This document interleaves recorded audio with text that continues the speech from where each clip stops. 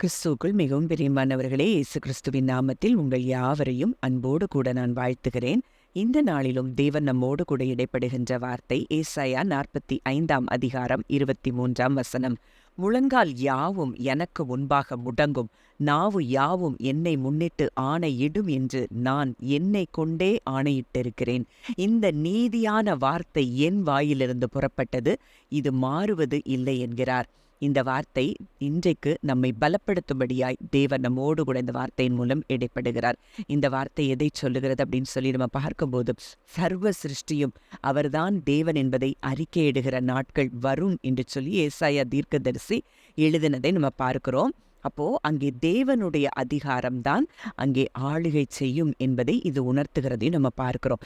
இது மேலும் எதை குறிக்கிறது அப்படின்னு சொல்லி நம்ம பார்த்தோம்னா, ஒரு நீதியையும் ஒரு ரெஸ்டுரேஷன், ஒரு இழந்த எல்லாவற்றையும் திரும்ப பெற்றுக்கொள்ளக்கூடிய ஒரு காரியத்தையும் இந்த வார்த்தை நமக்கு உணர்த்துகிறத பார்க்கிறோம். அப்போ இந்த வார்த்தையின் அடிப்படையா நம்ம பிலிப்பியர்ல பார்க்கும்போது, பிலிப்பியர் 2:10-11 நம்ம பார்க்கிறோம், இயேசுவின் நாமத்தில் வானோர் பூதலத்தோர் பூமியின் கீழானோருடைய முழங்கால் யாவும் முடங்கும்படிக்கும் பிதாவாகிய தேவனுக்கு மகிமையாக இயேசு கிறிஸ்து கர்த்தர் என்று நாவுகள் யாவும் அறிக்கை பண்ணும்படிக்கும் எல்லா நாமத்திற்கும் மேலான நாமத்தை அவருக்கு தந்தருளினார். ஆம், வார்த்தையாகிய இயேசு கிறிஸ்து அவருக்கு முன்பாக வானோர் பூதலத்தோர் பூமியின் கீழானோருடைய முழங்கால் யாவும் முடங்கும் என்று சொல்லி அங்கே சொல்லப்பட்டிருக்கிறத நம்ம பார்க்கிறோம். அப்போ இன்றைக்கு உங்க வாழ்க்கையில தேவனுடைய சித்தம் இல்லாமல் தேவனுடைய வார்த்தைக்கு எதிராய் என்னென்ன காரியங்கள் எல்லாம் செயல்படுகிறதோ அது எல்லாம் இன்றைக்கு அவருக்கு முன்பாக முடங்கும் என்பதை நீங்கள் அறிந்தீர்களானால், உங்களுக்காக அவர் சிலுவையில் செய்து முடித்த அத்தனை காரியங்களும் உங்களுக்கு சுதந்திரமாகிறதை நீங்க பார்ப்பீங்க. அப்போ இன்றைக்கு அதே இயேசு கிறிஸ்து சிலுவையில் நம்முடைய வியாதியை சுமந்திருக்கிறார், நம்முடைய தரித்திரத்தை அவர் சுமந்திருக்கிறார்.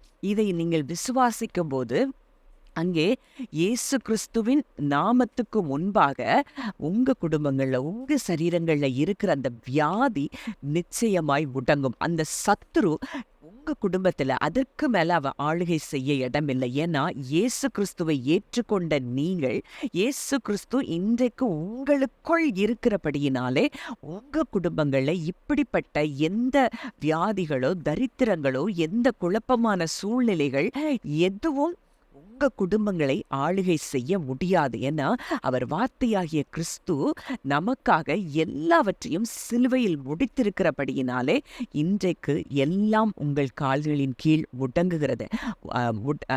அவருடைய கால்களின் கீழே எல்லாம் முடங்குமாம். இன்றைக்கு உன்னதத்திலே நாம் அவரோடு உட்கார வைக்கப்பட்டிருக்கிறபடியினால இன்றைக்கு எல்லா விதமான துரைத்தனங்கள், அதிகாரங்கள், ஆளுகை எல்லாம் இன்றைக்கு உங்கள் கால்களின் கீழே இருக்கிறது.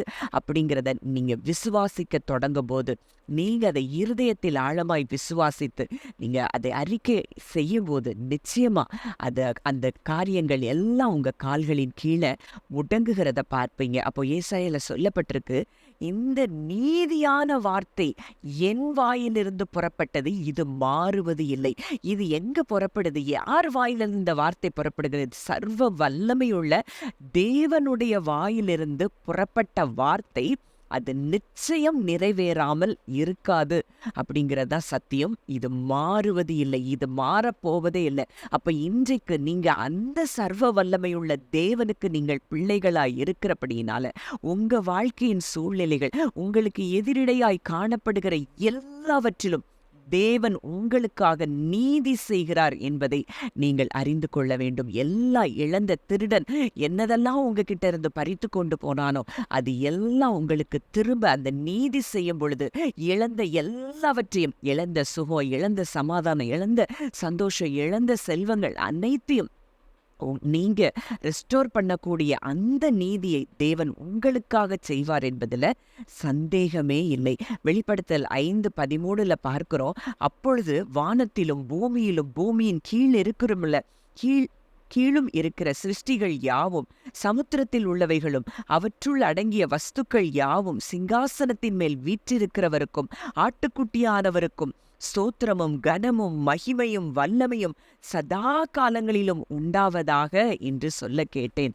அப்போ இங்கே யோவான் பார்த்த அந்த காட்சி, அங்கே சொல்லப்பட்டிருக்கிறது, வானத்திலும் பூமியிலும் பூமியின் கீழே இருக்கிற சிருஷ்டிகள் யாவும், சமுத்திரம், அதில் உள்ள வஸ்துக்கள், சிங்காசனத்தின் மேல் வீற்றிருக்கிறவருக்கும் ஆட்டுக்குட்டியானவருக்கும் என்ன செய்து அது வணங்கி ஸ்தோத்திரமும் கனமும் மகிமையும் வல்லமையும் உண்டாவதாக என்று சொல்ல கேட்டேன். அப்போ அவ்வளோ பெரிய இன்றைக்கு கிறிஸ்து இன்றைக்கு நம்மோடு கூட இருக்கிறார், நமக்குள் வாசம் பண்ணுகிறார். அப்படின்னா உங்களுக்கு முன்பாக எல்லா சூழ்நிலைகளும் முடங்கித்தான் ஆக வேண்டும் என்பதுதான் சத்தியம். அப்போ ஏசாயா 45:24 சொல்லப்பட்ட வார்த்தை, கர்த்தரிடத்தில் மாத்திரம் நீதியும் வல்லமையும் உண்டென்று அவனவன் சொல்லி அவரிடத்தில் வந்து சேர்வான். உங்களுக்கு நடக்க போகிற காரியங்களை நிச்சயம் மற்ற ஜனங்கள் பார்ப்பாங்க. அந்த முழங்கால்கள் யாவும் உங்களுக்குள்ள இருக்கிற கிறிஸ்துவுக்கு முன்பாக எல்லாம் முடங்கும் போது கர்த்தரிடத்துல மாத்திரம் வல்லமையும் நீதி இருக்குதுன்னு சொல்லி அநேகர் கண்டு கொள்ள போகிற நாட்களுக்குள் கர்த்தர் நம்மை நிச்சயம் கொண்டு வந்திருக்கிறார் என்று சொல்லி கிறிஸ்துவுக்குள் நான் விசுவாசிக்கிறேன். கேட்ட வார்த்தையின்படி கர்த்தர் உங்கள் ஒவ்வொருவரையும் ஆசீர்வதிப்பாராக. ஜெபிக்கலாம். நல்ல தகப்பனே, நன்றியோடு உம்மை துதிக்கிறோம், ஸ்தோத்தரிக்கிறோம் அப்பா. இன்றைக்கு எவ்வளவு பெரிய ஸ்லாக்கியத்தை எங்களுக்கு நீர் கொடுத்திருக்கிறீர் அப்பா. உன்னதத்திலே உம்மோடு கூட உட்காரும்படி எங்களுக்கு பெரிய கிருபையை நீர் பாராட்டி இருக்கிறீர், இரக்கம் பாராட்டி இருக்கிறீர் அப்பா.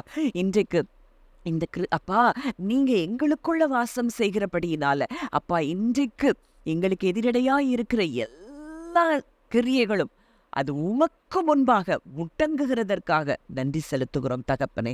ஆண்டவரே, நீர் மாத்திரமே, உம்மிடத்தில் மாத்திரமே நீதியும் வல்லமையும் உண்டென்று சொல்லி எங்களுக்காக நீர் செய்ய போகிற காரியங்களின் நிமித்தம் ஆண்டவரே, உங்களிடத்துல ஜனங்கள் வந்து சேருகிறதை நாங்கள் விசுவாசிக்கிறோம். கேட்ட வார்த்தையின்படி கர்த்தர் ஒவ்வொருவரையும் ஆசீர்வதிக்கிறதற்காக நன்றி செலுத்துகிறோம். துதி கன மகிமை யாவையும் இயேசு ஒருவருக்கே செலுத்துகிறோம். கர்த்தரும் மீட்பருமாகிய இயேசுவின் மூலம் கேட்கிறோம் ஜீவனுள்ள நல்ல பிதாவே. ஆமென்.